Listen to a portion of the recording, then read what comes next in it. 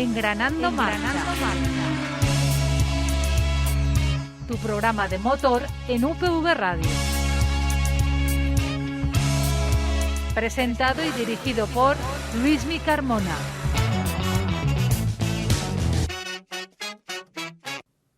Muy buenas a todos, bienvenidos otra semana más a vuestro espacio de motor aquí en UPV Radio. Bienvenidos a Engranando Marcha. Hoy tenemos un programa cargado de emoción del automovilismo. Hemos vivido dos de las carreras más importantes del automovilismo a nivel mundial este fin de semana. El Gran Premio de Mónaco de Fórmula 1 y las 500 millas de Indianápolis. Álvaro, muy buenas, ¿cómo lo has visto? Buenas tardes. Bueno, yo creo que Mónaco de por sí nos ha dado una cantidad de acción la cual no tenemos de normal, y la Indy 500 ha sido una carrera muy interesante. Efectivamente, vamos a analizarla rápidamente porque ha sido cargado de emoción y por eso se quedan un poquito cortos los 30 minutos, pero les invitamos a que se queden para analizar estas dos carreras, las dos más importantes en el mundo del motor que ocurren cada año, así que arrancamos con el Gran Premio de Mónaco. Estás escuchando Engranando Marcha, el programa del motor en UPV Radio.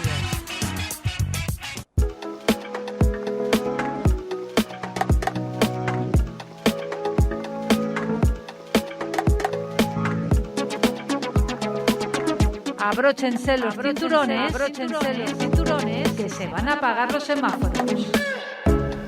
Pues ya nos encontramos aquí de llenos en el Gran Premio de Mónaco, y Gran Premio que comienza ya un poco raro, ¿no, Álvaro? Lo primero es que la salida se cancela, se aborta.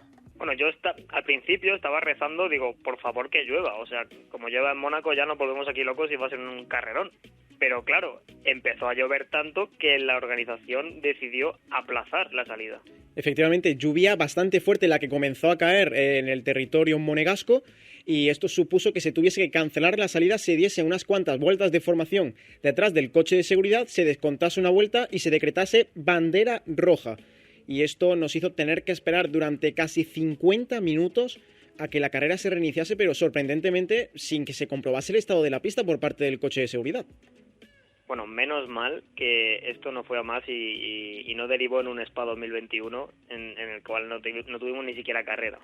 Efectivamente, después se decretó que iba a salir otra vez el coche de seguridad y los coches a la pista para ver cómo se encontraba la situación, y después de esto llegaba la noticia tan deseada, no la más, pero sí una de las más deseadas, y es que se relanzaba la carrera, pero eso sí, haciendo rolling start. Los pilotos no tendrían que pararse en parrilla, sino que continuarían la marcha y pues a la aventura, a ver qué es lo que nos encontrábamos en un Mónaco bastante mojado y con muchos problemas de agarre con los neumáticos de lluvia. Sí, bueno, echábamos de menos una salida en parado, pero yo creo que ya el propio aliciente de una pista mojada y resbaladiza en Mónaco ya nos podría brindar una carrera bastante divertida. Al principio no lo fue tanto, no había muchos adelantamientos, por la parte de atrás con alguna que otra parada comenzaban a subir posiciones, pero recordemos, estamos en Mónaco, circuito muy lento, circuito muy estrecho, así que era muy complicado el adelantamiento. Pero Pierre Gasly pues quiso llevarnos la contraria, ¿no? Vuelta número 12, había parado antes a poner el neumático intermedio, que se estaba comenzando a ver como el neumático más rápido frente a los neumáticos de lluvia, y consigue adelantar a Guan Yu Zhou con el neumático de lluvia, una maniobra impresionante la del piloto francés. Sí, lo que veíamos es que aquellos pilotos que se aventuraban a parar y poner el intermedio, pues claro, tenían más ritmo, pero eso no significaba mucho, porque en Mónaco ya sabemos que es muy complicado adelantar, por lo que al final sí, consiguió adelantar a Zhou, pero luego se quedó encajonado en el tráfico. Efectivamente, no consiguió adelantar. Recordemos que solamente hay una posible zona de adelantamiento, o dos, que es en Santa Devota o al final del túnel, y no estaban sirviendo porque si se te salías de la trazada, literalmente había mucho aquaplaning y comenzabas a patinar. Por eso los Red Bull comenzaron el baile de paradas y en la vuelta 17 pusieron los neumáticos intermedios para ver si podían empezar a recortarles distancia a los Ferrari. Pero aquí ya comienzan los problemas, y por lo que Mónaco es bastante conocido, los incidentes, los toques, porque tuvo uno Ocon contra Hamilton en la curva que hemos comentado, en Santa Devota, uno de los puntos de adelantamiento. Bueno, de hecho, Ocon y Hamilton tuvieron dos encontronazos. Lo que pasa es que solo enseñaron uno en cámara. Fue uno en el cual tocó con el alerón delantero de Hamilton y lo dejó tocado, pero por el cual luego le sancionaron fue porque le metió un cerrojazo en la primera curva, en el cual Hamilton casi se estrella contra el muro y la verdad que estuvo bastante feo por parte de Ocon. Sí, Ocon bastante agresivo. Hay que tener en cuenta que los rumores de que tienen que ir renovando pilotos y tal, pues se está haciendo notar y ahora es cuando tienes que demostrarlo todo, pero hay que demostrarlo de forma totalmente limpia, no comenzando a ser agresivo en pista y poniendo en peligro la integridad de otros pilotos. Pero vamos a ver al final en qué depara esto y si al final ese tirón de orejas que le ha dado la FIA a Esteban Ocon, pues surge efecto. Sí, yo creo que al final Esteban Ocon, quieras que no, se va a ir apelmazando un poco porque al final esta temporada tienes que cumplir, pero no puedes tampoco hacer cosas locas. Llegamos a la vuelta número 18 y aquí es cuando ya comienza el momento Ferrari. Leclerc entra, pone los intermedios para copiar la estrategia de los de atrás, Carlos Sainz pasa a liderar, pero en este momento, radio para Carlos, vamos a ir directamente de los neumáticos de lluvia extrema a los neumáticos de seco, un neumático duro. Yo no sé tú cómo lo viste, pero qué difícil tiene que ser pensar en una estrategia que después estaban comentando que era una estrategia muy buena y tenía sentido, pero en las calles de Mónaco, que es que tienes que estar siempre con la concentración al 120%. Sí, a mí me pareció muy curioso porque realmente Ferrari lo que quería es copiar la misma estrategia del resto y que Sainz parara y pusiera intermedios, pero era Sainz el que insistió en poner duros y de esa forma ganar esa ventaja de ahorrarte una parada y claro, él estaba primero, por lo tanto iba a beneficiarle sí o sí parar directamente por duros. Eso sí, sorprendentemente no vieron tan buena la estrategia porque no la quisieron igualar con Leclerc, quisieron probar que un coche fuese a una estrategia y que otro coche fuese a otra. Sí, de esa forma pues digamos que puede salir uno muy beneficiado y otro puede salir perjudicado, que al final es lo que pasó. Pues sí, vimos que en la vuelta número 22 se cumplía ese deseo que tenía Carlos Sainz de ir directamente a los secos, entró, paró, salió y aquí fue cuando llaman a Charles Leclerc y se comete el error que le ha costado la victoria a Ferrari. Volvemos otra vez a esos años 2019-2020 donde las estrategias en Ferrari eran nefastas y es cuando llaman a Charles Leclerc también a que entre e inmediatamente cuando ya se encuentra en el carril de boxes comienzan a decirle que se quede fuera y Leclerc gritando en la radio muy molesto y con toda la razón del mundo. Sí, al fin y al cabo hay que decir que fue un fastidio porque si lo piensas, toda esa estrategia pudo haber funcionado de manera perfecta y Ferrari se puede haber llevado un doblete solo habiendo parado una vuelta antes para cada piloto. Si Sainz hubiera parado una vuelta antes poniendo los duros y Leclerc hubiera parado la siguiente vuelta poniendo los duros también, hubiera sido perfecto. Sí, pero también tengamos en cuenta que aparte de ese error estratégico hay que sumarle los doblados, que aquí en Mónaco son cruciales y se han visto luego de la carrera imágenes que es que Carlos Sainz no pudo luchar por la victoria porque un Williams, Latifi, le adelantó estando doblado y después no se dejó pasar hasta la entrada del túnel. Estuvo más de la mitad de la vuelta perdiendo tiempo. Recordemos que en la vuelta siguiente entraron los Red Bull a poner el neumático seco y Pérez salió con 2,3 segundos de ventaja. Sí, ahí muy mala pata de Latifi, ya que sabiendo que tienes a uno de los posibles líderes de la carrera al lado tuya, ¿por qué le adelantas? ¿Por qué te juegas el cuerpo en esa batalla que ni siquiera te pertenece? O sea, luego vas a tener que dejarle pasar. Entonces, estuvo dos sectores delante suya, haciéndole, bueno, digamos, estando en tráfico Sainz por su culpa, y esto le afectó bastante. Al final, claro, Pérez paró y quedó delante suya. Ya no digamos eso, es cierto que sí, puede haber lucha, que uno se desdoble, no decimos que no, pero estamos en Mónaco. Es un circuito especial con circunstancias especiales. Aquí es muy complicado adelantar, aquí es muy complicado apartarse. Recordemos que la subida, la curva del casino, son curvas en las que no hay ningún lugar para apartarte de forma cómoda. Y ya no digamos, Le Portier, Mirabeau, Loebs, es imposible moverse. Pero es que si ves que puede pasar eso y que vas a salir muy pegado, quédate atrás. Es que es lo que tú has dicho, no hay ninguna posibilidad de que tú puedas luchar con un Ferrari estando en un Williams. Y es por esto, por lo que al final Pérez acabó adelantando a Carlos Sainz, pero mucho cuidado, Pérez saliendo in extremis, incluso pisando la raya que delimita el carril de velocidad con el carril de salida del pit lane. Sí, parecía que ambos Red Bull pisaban esa línea del pit lane. Al final luego se vio que sí, pero realmente no tanto, por lo que no cayó ninguna penalización. Y bueno, la situación de carrera que era Checo Pérez, Sainz segundo, Verstappen tercero y Leclerc cuarto. Efectivamente, Carlos, recordemos que ya llevaba el neumático más caliente que el neumático que tenía Checo Pérez y comenzó a recortarle distancia hasta que en la vuelta 3 hace el primer intento de adelantamiento. Pero recordemos, había llovido, solamente había un carril seco, Carlos se salió de ese carril y literalmente en la recta de meta le pegó una cruzada el coche. Yo no sé cómo no acabó contra el muro, pero menuda salvada del madrileño. Sí, fue una locura porque se vio muy a lo lejos en la cámara, se vio como de repente a Sainz se le cruzaba el coche totalmente y bueno, parecía que se iba a ir contra el muro. Menos mal que consiguió salvarla y bueno, unas vueltas después teníamos un accidente fuertísimo de Mick Schumacher que bueno, el coche se partió en dos. Efectivamente, otro accidente muy fuerte del piloto alemán en lo que llevamos de temporada. Recordemos, el primero fue en Jeddah y ahora este. Pero me sorprende mucho, no sé si estarás de acuerdo conmigo, es que visiblemente lo que muestran las cámaras, ya no solamente la cámara súper lenta, sino la cámara normal, es que el accidente no es tan fuerte para la magnitud y cómo se vio después el coche como quedaba. Recordemos que la parte del tren trasero quedó totalmente arrancada de cuajo del resto del coche. El piloto, obviamente, radio, salió perfectamente, ningún problema para Mick Schumacher, pero es eso, a mí me parece que el accidente no fue tan fuerte teniendo en cuenta que el coche acabó prácticamente igual que en Jeddah y en Jeddah sí fue bastante fuerte. No sé tú cómo lo ves.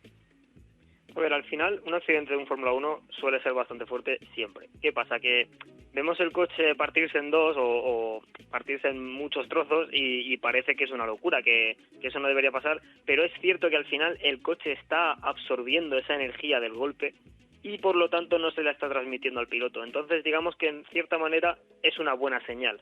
Mientras toda esa energía del choque no afecte al piloto o no le pase nada a la célula de habitabilidad, digamos que es positivo. Con esto se decretaba régimen de coche de seguridad virtual, lo que después derivó a un coche de seguridad, y unas vueltas después, viendo cómo estaba en el estado de las protecciones y que había que limpiar en pista, se decreta bandera roja, todo el mundo al pit lane, y es aquí cuando ya comienza el baile loco de las estrategias. Empiezan a cambiar algunos neumáticos, a Lewis Hamilton le reparan el morro, haciendo algunas pequeñas reparaciones, y sorprendente, los Red Bull ponen neumáticos medios nuevos y los Ferrari no se arriesgan, se quedan con los neumáticos duros usados que habían puesto prácticamente porque no tenían otro juego. Sí, yo en ese momento no entendí la decisión, pero asumía que fue una falta de neumáticos y tenían que ir con lo que tenían. Con esto, después de un periodo relativamente corto de bandera roja comparado con el de la primera vuelta, se relanzaba, Carlos Sainz iba muy rápido, con ritmo bastante rápido, pero Checo Pérez le iba ralentizando, tenía que guardar esos neumáticos, hizo un bloqueo enorme en Mirabó Alta, que también ya le hizo condicionarse mucho después de cara a final de carrera a que tenía que guardar esos neumáticos porque si no, no iban a llegar. Y también por detrás, no nos hemos olvidado, Fernando iba bastante bien, pero tuvo que ralentizar también el ritmo porque fue uno de los que cambió a neumático medio y esto hizo que formase un tapón enorme. Se ve incluso, hay imágenes en redes sociales de la realización que ponen con las bolitas que son los pilotos en el circuito y hay un grupo que es el grupo de cabeza y luego el grupo que hace Fernando Alonso, pero al fin y al cabo está haciendo gestión de neumáticos. Sí, ha habido muchísima polémica en redes sociales con esto, ya que dicen que Alonso lo estaba haciendo aposta para simplemente molestar al resto, pero no, al fin y al cabo él puso medios y sabemos que el Alpine degrada bastante los neumáticos, por lo tanto él decidió que, bueno, estoy en Mónaco, voy a ir lento, voy a guardar estos neumáticos y nadie me va a pasar, sobre todo Hamilton. Con esto llegábamos a Mónaco, ya era Mónaco un poquito más seco, volvía al Mónaco de siempre, carrera de trenecito, no había mucho más, hasta la vuelta 50 que Wang Yuzhou intenta adelantar a Yuki Tsunoda en la bajada del túnel y se mete una salvada que, con permiso de Carlos Sainz, yo creo que es la salvada del Gran Premio y una de las salvadas de la temporada, porque es que el coche literalmente se le pone casi a 90 grados, es increíble la salvada que hizo el piloto chino. Bueno, el coche le hace un extraño de locura, es prácticamente incontrolable y aún así, pues bueno, consiguió ir recto y sin mayor consecuencia. Con esto seguían pasando las vueltas y llegábamos y saltaban las alarmas en el muro de Red Bull. Checo Pérez con un graining impresionante de más de la mitad de la banda de rodadura del neumático, lo que hacía que el coche no girase. Carlos intentó aprovechar esto, iba muy rápido el piloto madrileño, pero repetimos lo que hemos dicho hace un par de vueltas, no se puede adelantar en Mónaco y le fue imposible al piloto de Ferrari intentar hacerse con la victoria adelantando, porque era prácticamente imposible. Lo único que se esperaba era o que hubiese un accidente de Checo Pérez por no poder girar, o un reventón y que tuviesen que entrar a cambiar neumáticos. Pero esto al final no pudo ser, aunque se intentó mostrar una y otra vez Carlos, y se vio en la vuelta 64 la bandera de cuadros. Recordemos que terminó la carrera por tiempo, no por número de vueltas, porque la FIA estipula que si se declara bandera roja tiene que ser un máximo de 3 horas de duración la carrera, y con esto quedaban los resultados así: Checo Pérez primero, segundo era Carlos Sainz, tercero Max Verstappen, cuarto Charles Leclerc, pifia monumental de Ferrari con el piloto de casa, con el monegasco Charles Leclerc, y Fernando Alonso en una séptima posición. ¿Podría haber sido más? Sí, pero la verdad es que, como dice el meme que circula en redes sociales, es un resultado honesto. Bueno, y a mí me gustaría también destacar un poco también la posición de Russell, que ha hecho otro top 5 en esta temporada que no se baja de ahí. Sí, George Russell lo que está haciendo con el Mercedes es increíble, y yo creo que esto le puede servir de toque de atención a Lewis Hamilton, que está viendo cómo le está comiendo la tostada a su compañero de equipo totalmente. Así que mucho ojo con lo que pueda pasar en las cúpulas de Mercedes, porque si no recuerdo mal, Hamilton termina contrato este año. Sí, veremos a ver si se retira, si se queda, si se va a otro equipo. Pueden pasar muchas cosas. Con esto vamos a pasar rápidamente a la conclusión de la carrera. Pérez se reivindica después del Gran Premio de España. Sainz recorta a los de arriba, y Leclerc, que sigue con su maldición en casa, sigue todavía sin conseguir un buen resultado en las calles del Principado. Con esto, recuerden que la próxima cita será el Gran Premio de Azerbaiyán, el 12 de junio, lo analizaremos aquí en Engranando Marcha. Y rápidamente, Álvaro, piloto del día, piloto de excepción, la puntuación que le das al Gran Premio. Bueno, aquí mis protagonistas son los pilotos de Red Bull. Piloto del día, Checo Pérez, y piloto de excepción, Max Verstappen. No sé por qué en clasificación fue el último de los 4. Pues para mí va a ser piloto del día Checo Pérez, porque hizo un Gran Premio impresionante. Y voy a intentar saltarme un poquito aquí las normas, y no va a ser piloto de excepción, va a ser personaje de excepción para mí, los estrategas de Ferrari. Totalmente desastrosa la estrategia que hicieron, porque perdieron una victoria que tenían a la palma de la mano. Es que estaba a nada de conseguir una victoria en el Principado y la tiraron a la basura con esa estrategia. ¿Y la puntuación del Gran Premio? Bueno, yo le voy a dar un 9 bastante sólido. Yo creo que esta carrera a mí me entretuvo bastante. Yo le voy a dar un 8,75, porque estuvo entretenida, pero después las vueltas intermedias fue el Mónaco de siempre. Pero no estuvo nada mal. Para mí, un bastante buen Gran Premio de Mónaco. Siempre que aparece la lluvia, termina animando la cosa. Pues con esto también les invitamos a que en redes sociales nos pueden comentar su piloto del día, su piloto de excepción, la puntuación que le dan a este Gran Premio. Y vamos a pasar de lleno con el otro plato. Tuvimos que esperar solamente media hora, porque la carrera terminó a las 6, la del Gran Premio de Mónaco, para pasar con las 500 millas de Indianápolis en el estado de Indiana. Ciència amb veu pròpia. UPV Ràdio.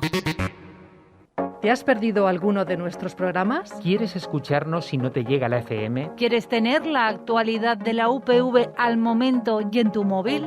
Pues conéctate a la app UPV Comunica.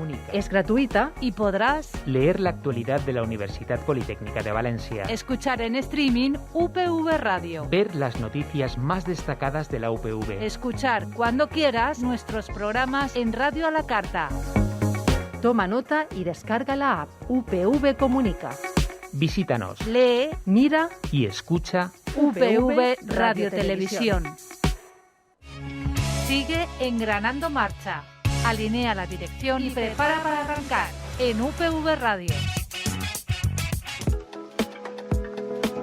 Pues ya estamos aquí, hemos cruzado el charco, nos encontramos en el estado americano de Indiana, en la ciudad de Indianápolis, en el oval que le da el mismo nombre, conocido por albergar las 500 millas de Indianápolis, 200 vueltas que tienen que dar 33 pilotos para recorrer la distancia de carrera, y que no es muy conocida aquí, pero teníamos un español representando, ¿no, Álvaro?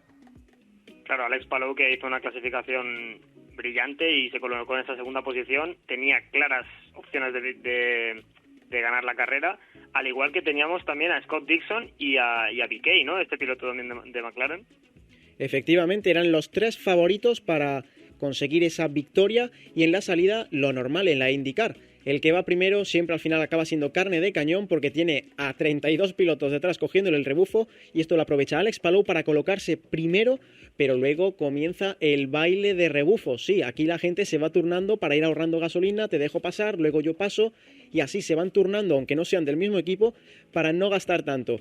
Comenzó ese juego con Scott Dixon en la vuelta número 4, hasta que en la vuelta número 30 comienza el baile de paradas. Todo el mundo hace su primera parada y con esto pues obviamente no hay muchos cambios. Bueno, y precisamente el piloto del que hablaba, BK, estaba rodando segundo y de repente se chocó contra el muro. Entonces, por lo tanto, teníamos un accidente, teníamos una bandera amarilla y todos tenían que esperar. Efectivamente, salió el Pace Car. Recuerden que aquí si hay bandera amarilla sale directamente como el coche de seguridad en la Fórmula 1. No es tanto al uso, pero para que ustedes lo puedan entender. Y con esto en la vuelta 46, después de retirar el coche y limpiar un poco el trazado, se ondeaba la bandera verde, se reanudaba la acción y teníamos al mexicano Pato O'Ward en tercera posición, saliendo séptimo. Sí, yo creo que este inicio de carrera le favoreció bastante y bueno, se colaba entre los favoritos. Y por otra parte, a las 10 vueltas, en la vuelta 56, teníamos a Colton Herta con problemas. Estaba en la posición 29ª y recordemos que en la quali se pegó un accidente muy fuerte. Por lo tanto, el coche no era exactamente el mismo que el que tenía en la clasificación. Efectivamente, tenía esos tipos de problemas que le impidieron estar un poco más arriba, pero seguían sucediéndose las vueltas hasta la vuelta número 70, que teníamos accidente muy fuerte de Calum Milot, y con esto se decretaba bandera amarilla, y en ese momento llegó el infortunio para Alex Palou, que tenía que entrar a boxes obligatoriamente, y justamente antes de entrar se ondea la bandera amarilla, y recordemos que en la IndyCar cuando hay bandera amarilla se cierra el pit lane, así que tuvo que entrar, no hacer ninguna parada, salir y después cuando se abrió el pit lane volver a entrar. Esto le hizo ponerse prácticamente en la última posición. Hay que recordar que la IndyCar, aparte de conducir bien, hay que tener suerte y esta vez no estaba del lado de Alex Palou.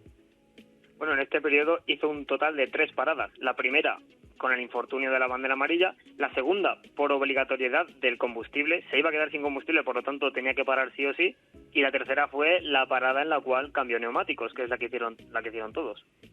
Después de esto, se ondeaba en la vuelta 77 después de limpiar la bandera verde y se colocaba Scott Dixon en primera posición, Conor Daly en la segunda y salía 18º y Pato O'Ward seguía en esa tercera posición. Sí, Conor Daly que paró antes de la bandera amarilla y esto le benefició muchísimo porque, claro, estaba ya en posiciones de cabeza cuando realmente él no pertenecía a ese grupo, digamos. Efectivamente, llegábamos a la vuelta número 100, Ecuador de la carrera, las mismas posiciones en la cabeza y Palou que comenzaba su remontada, la vuelta número 26. Estaba complicada la victoria, pero no imposible, eso lo sabía el piloto barcelonés que comenzó a apretar fortísimo hasta que en la vuelta 106, el expiloto de Fórmula 1, que ahora ya compite en los ovales después de que no quisiese en un primer momento Romain Grosjean, tenía un accidente contra el muro que otra vez obligaba a la salida del Pace Car a falta de menos de 100 vueltas para el final. Bueno, lo que veíamos es que, bueno, Grosjean al final tuvo ese accidente que fue bastante fuerte, digamos, y se abrieron los boxes, los pilotos entraron y tuvimos bandera verde otra vez.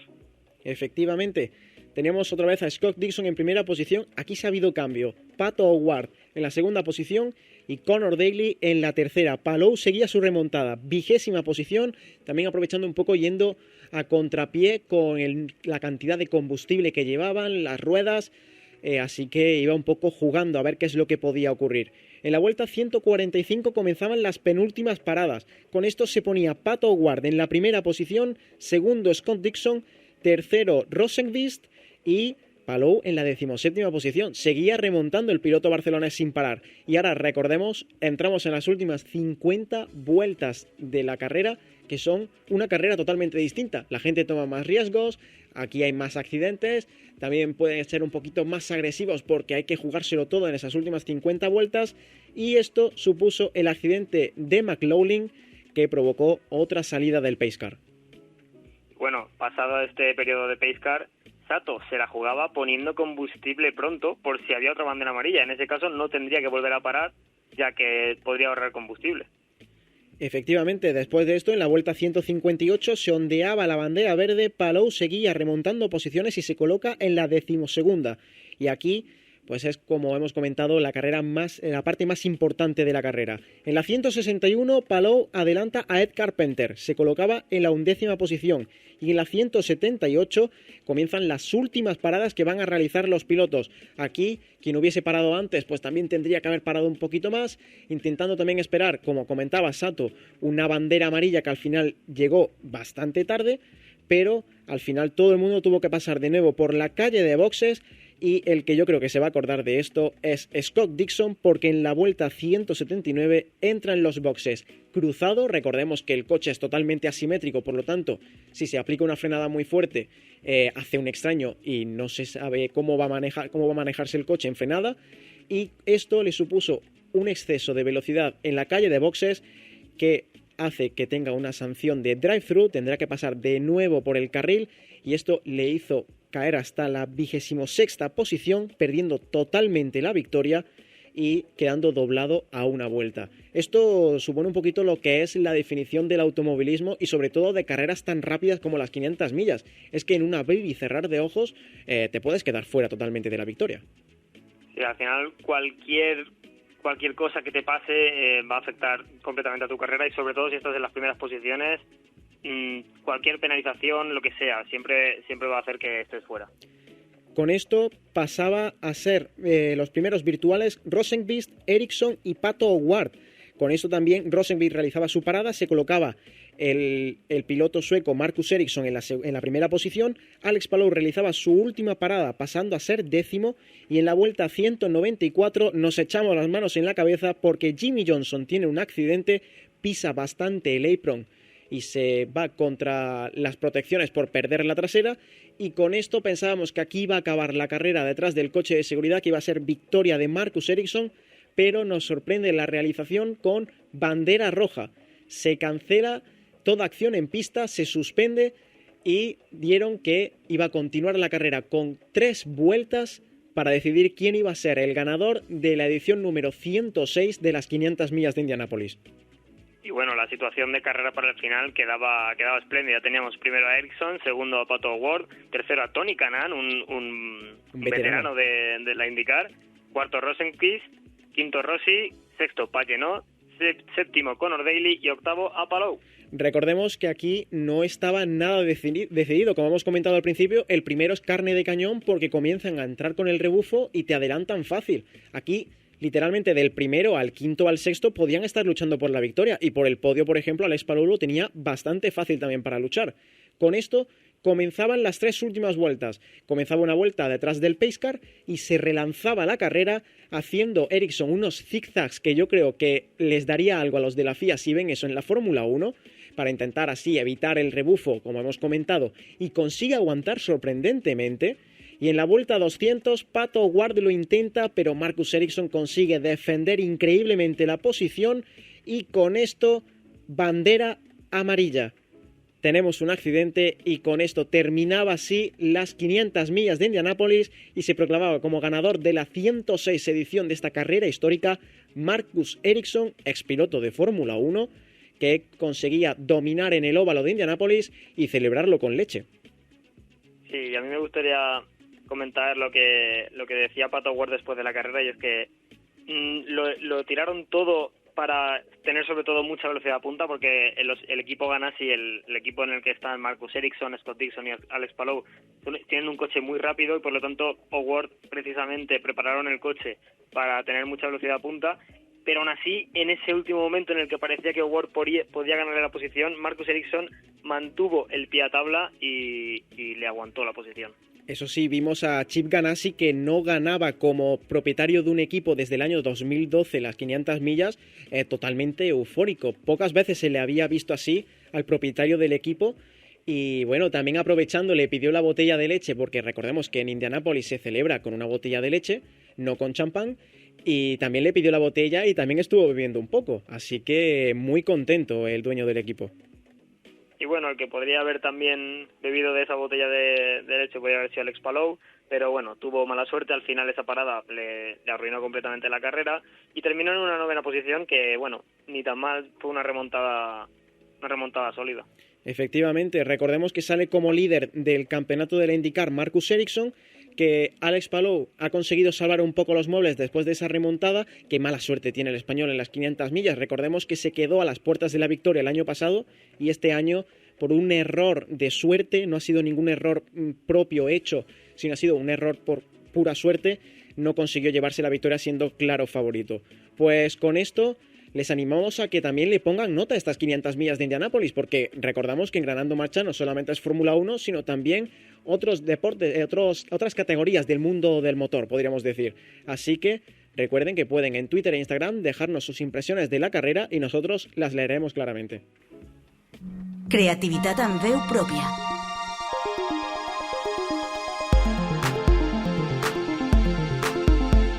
UPB Radio.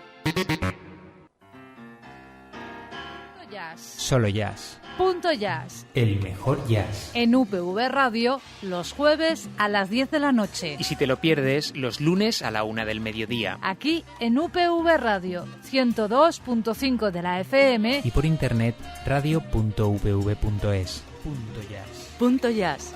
Punto Jazz. Estás escuchando Engranando Marcha, el programa del motor en UPV Radio. Pues con este programa tenemos que ondear ya la bandera a cuadros. Ha sido un programa bastante extenso, pero teníamos las 2 citas más importantes de la temporada automovilística y obviamente había que repasarlas. Álvaro, muchísimas gracias otra semana más por haber estado aquí con nosotros. Bueno, muchas gracias a ti y recuerda que sí, estás diciendo que son las 2 citas más importantes del automovilismo, pero dentro de poco vienen las 24 horas de Le Mans. Efectivamente, y habrá que repasarlas. Espero que estés aquí, porque hoy te hemos tenido en conexión telefónica, pero espero tenerte aquí para analizar esas 24 horas de Le Mans. Sí, muy probablemente esté allí, así que viviremos la que para mí es la carrera más, digamos, vibrante del automovilismo, porque 24 horas en un circuito son una locura. Efectivamente, cada uno pues ya que decida también, ¿no? Si son 200 vueltas a 370 km por hora lo más fuerte, tener los muros a escasos milímetros, como es el caso del Gran Premio de Mónaco, o estar 24 horas seguidas corriendo en un circuito también histórico como es el circuito de Le Mans. Con esto nos despedimos. Muchísimas gracias por escucharnos. Recuerden que nos tienen en la 102.5 en Valencia o en radio.upv.es si nos encuentran en Valencia a las 2 y a las 8 los martes. También nos tienen en las principales plataformas de streaming como lo son Spotify, iVoox, Google Podcast, YouTube y también Radio La Carta en radio.uv.es. Así que aquí nos tienen otra semana más y recuerden que la semana que viene tienen otra cita con el mundo del motor aquí en UPV Radio. ¡Hasta luego!